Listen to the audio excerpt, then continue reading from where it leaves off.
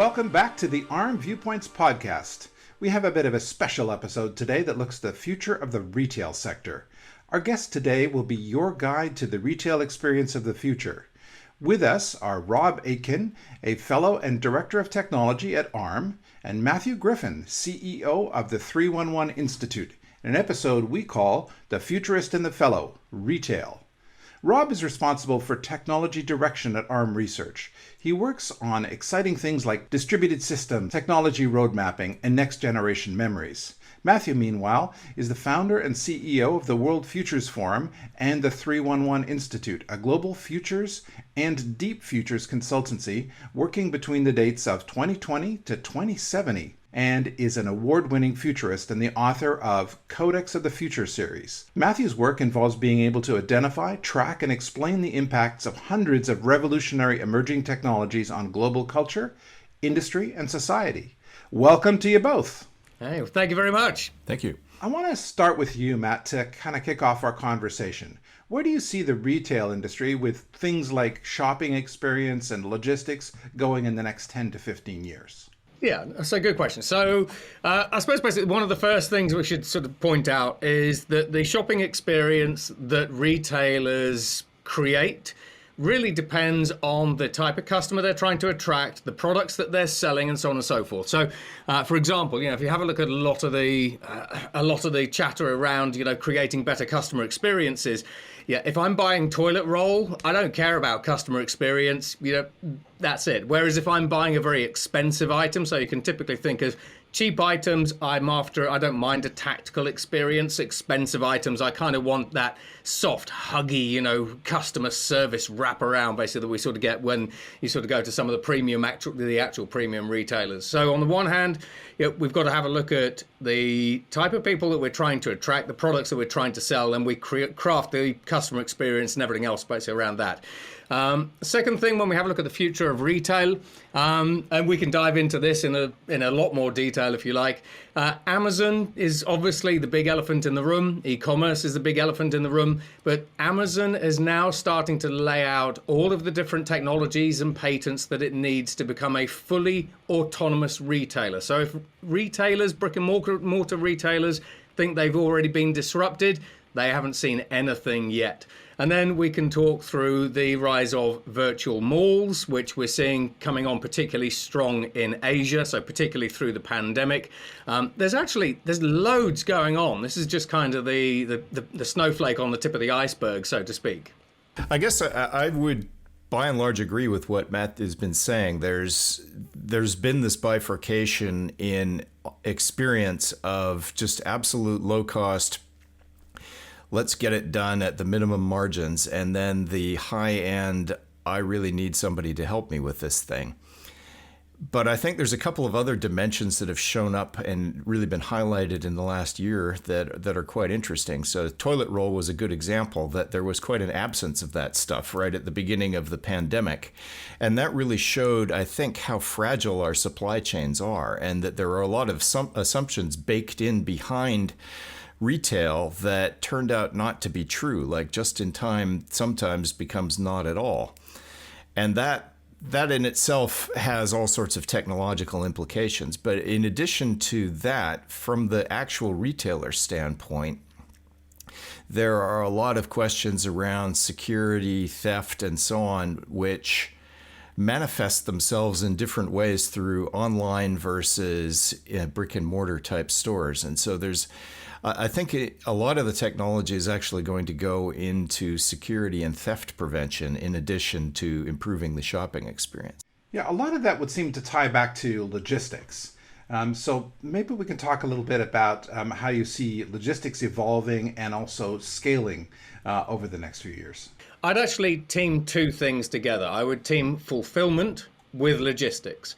So increasingly, we're seeing the rise of both fully autonomous and logistics and fulfillment. So I'll give you a couple of examples of that. So in the UK, basically, we've got a grocer. They're called Ocado. So even though they actually used to call themselves a grocery company, you go to their website, you buy food, and it gets delivered sort of the next day or whenever you like. They are increasingly becoming a technology company that builds fully autonomous warehouses, and then they sell those to companies like Kroger's so they can reduce their operating costs. So we've, on the one hand, we've got that sort of autonomous fulfillment piece.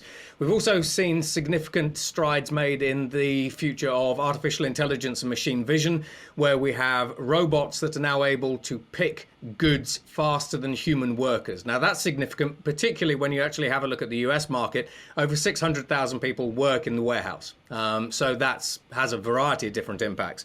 When we have a look at logistics themselves, on the one hand, from a supply chain perspective, we're seeing the rise of quantum supply chains. So particularly with companies like BMW, where we are able to increasingly use incredibly powerful quantum computers to optimize global supply chains. We're seeing supply chain transparency becoming increasingly important, supply chain provenance becoming important as well. One of the biggest problems from a logistics perspective, that last mile, we've got organizations like Mercedes, for example, who are building fully autonomous delivery vans with drones and robot dogs that literally spring out of them to do the last mile to your house. And that's before we start talking about the advent of drone deliveries, which we've seen thanks to Amazon and 7-Eleven. One of the first drone deliveries that we saw was actually some donuts, courtesy of 7-Eleven, that didn't come to my house. I was a little bit upset about that, so maybe I need to hack some of their drones and just send them off course, which is a security topic again. But there's, again, lots going on just in that space.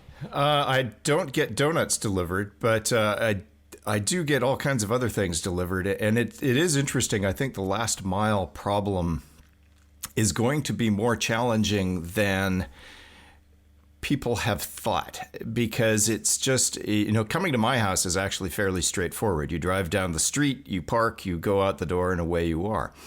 Going to my son's house is much more complicated. So where he lives, the apartment building where he lives has a resident thief whose job it is apparently to follow the Amazon truck, and as soon as it arrives, to steal whatever it was that was delivered. And no one either at the apartment or at Amazon seems at least bit interested in fixing this. And so he and his fellow apartment dwellers have come up with all sorts of schemes and systems to get around this problem. So that human ingenuity in terms of criminality is apparently almost limitless. But beyond that, just the technical difficulty of getting into some of these addresses, I think, is going to prove quite challenging. At some point, the technology will eventually be good enough to do this. But on the path from where we're at to then, there's, I think, a bunch of break-even points where it's worth making a certain class of deliveries in an automated way, and it's just not worth bothering on some others. So I think we'll see this transition period where drivers of various sorts will still have jobs while they try to figure out how to actually make those kind of deliveries. This is a really interesting area because of the level of AI that's necessary for some of these autonomous things. It's a classic example of the AI dictum that everything that you think is easy is hard, and vice versa. So as we kind of look out to this, what do we do with all this AI, sensors, and software to achieve a vision that everybody wants? When we have a look at, say, customer experience, one of the things that we can pull in is customer support. So, for example, from a customer support perspective, we're increasingly used to the concept of, I ordered something, I want to return something, I have a question, therefore I either go online, go to Messenger, go to WhatsApp, go to WeChat, go to whatever it happens to be. But increasingly retailers are able to use digital humans basically to service your inquiry. So rather than speaking to a text-based artificial intelligence bot, you can actually speak to a digital human like we see from companies like Soul Machines that literally looks like a human, responds like a human, and will actually answer your questions and then start sorting things out for you in a very much a sort of similar vein basically to the way humans would. But even when we start having a look at the rise of sort of fully autonomous systems, you sort of mentioned about the movement of technology basically into the landscape. I mentioned Amazon earlier. Now, Amazon have recently used an artificial intelligence to design new fashion lines. The way it determines what good fashion looks like is it goes and has a look at all of the 5-star rated fashion lines on Instagram, Facebook, Snapchat, all that kind of stuff, and it figures out that if this shirt has got a high rating, then that's probably a good piece of fashion design that it should, do something with, copy, clone, ideate on top of. Once it's designed things, we end up with sort of more intrusion sort of into our personal lives because we have cameras now. So, for example, again, Amazon bought a company called Bodyscan a couple of years ago. They will actually, you stand in front of these cameras, it will scan your body shape. It then creates a 3D avatar of you. So now it's got your body measurements down to the millimeter level. So when you do go online and you start ordering that shirt that the AI designed, that shirt doesn't exist until that moment. So now we can use 3D printing, for example, and Adidas and Nike are using this to eliminate inventory, which is another huge cost basically for retailers. So now that shirt is manufactured on demand by a machine that just sucks in a load of fabric, makes your shirt on demand. It's then fulfilled autonomously, it's then shipped autonomously, and I get it. But that shirt's a perfect fit because that system has my body measurements. All of this kind of points to an interesting evolution, particularly around the brick and mortar history of retail. Now, you were talking, Rob, about being an expert in things that you didn't expect to be an expert in. I never thought that I would have to worry about what does the phrase unexpected item in bagging area actually mean, and why should I care? But if I'm trying to get out of the store and that is preventing me from doing so, I care. So those kinds of things, I think, are definitely impacting the retail experience with technology. I'm wondering how you see that changing further on the brick and mortar end. The automated supply chains present all sorts of opportunities for counterfeiting as well. And so provenance, as Matt was mentioning earlier, is really important. And I think we've been doing a bunch of work into how you can actually, for chips, get them so that they're able to identify that this is in fact the thing, this chip that you have is the one that you think you have, and it has been registered with some authority someplace that vouches for its correctness. And things like that, I think there are various technologies available that will allow for that to expand to things beyond chips. So, for example, the little Wi-Fi tag or the RF tags that you use to identify merchandise, you can start putting things like that into the labels, and those can start identifying that this is in fact what you want. I mean, shoes is a classic example. I ordered a replica. So I had a pair of shoes and I liked this pair of shoes. So I went online and ordered another version. I want another one of this shoe. Please send it to me. And the thing that arrived looked like the shoe that I had before, but was actually a counterfeit, which I could tell because every time I walked, it went squeak, squeak, squeak on the floor. It was fascinating. If you looked at the online reviews, the reviews were like, yeah, it turns out that this is actually a counterfeit because it goes squeak, squeak, squeak when you walk on the floor. And so apparently other people had had the same experience. And some of what Matt is talking about, if you can get the production closer to the person so it's made on demand and we know who's making it and who shipped it and so on, this kind of automation and guaranteeing that what you get is actually what you thought you get and that no one's intercepting it, there's a lot of opportunities there for establishing trust in these supply chains that in many cases can be automated with suitable tracking technology, which then leads into its own question of, okay, who is doing this tracking and what are they doing with all that information that they now have? But that's yet another discussion. But there's definitely a need in a autonomous system to keep track of a variety of low-scale and high-scale fraudulent efforts to corrupt it. Well, Rob raises lots of very good points.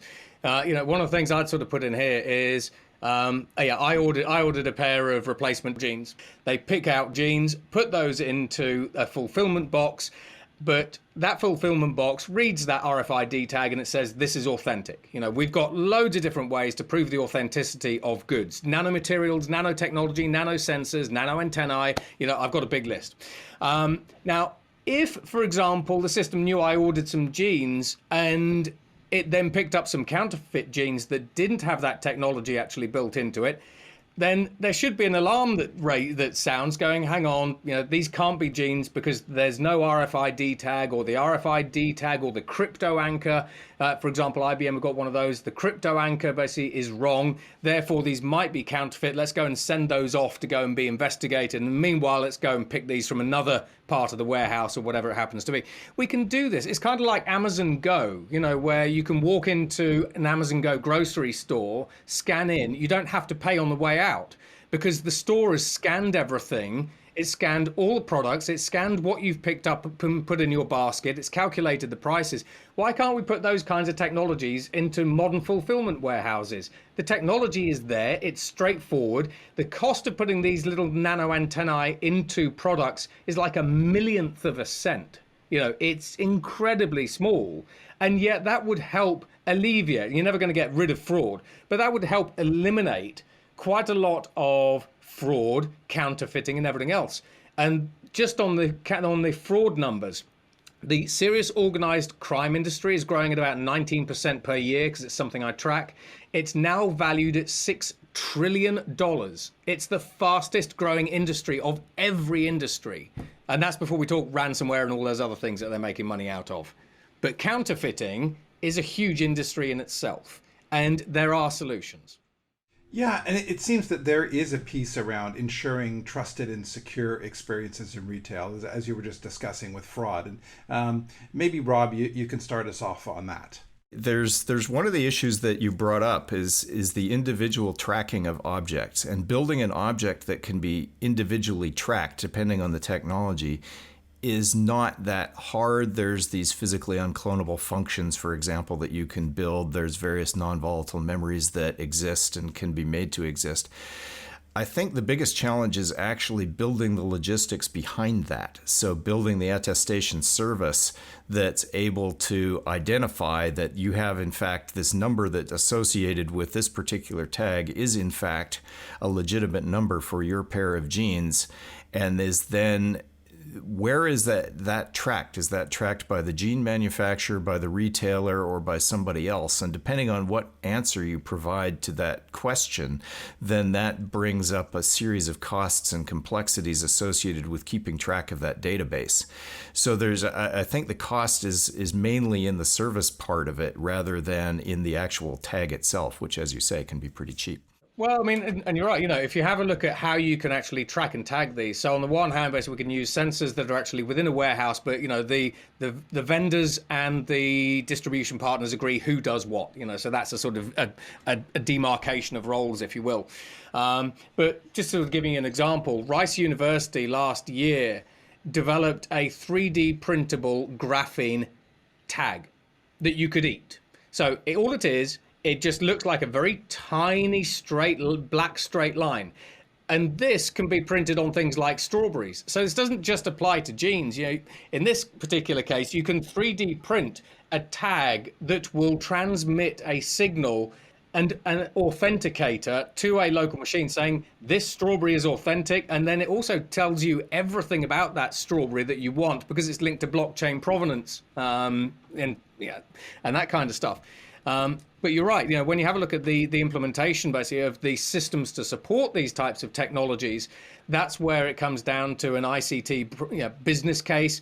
And this is where it's we're losing $300 million in fraud. If you look at the US, there's over something like $250 billion of medical and pharmaceutical related fraud.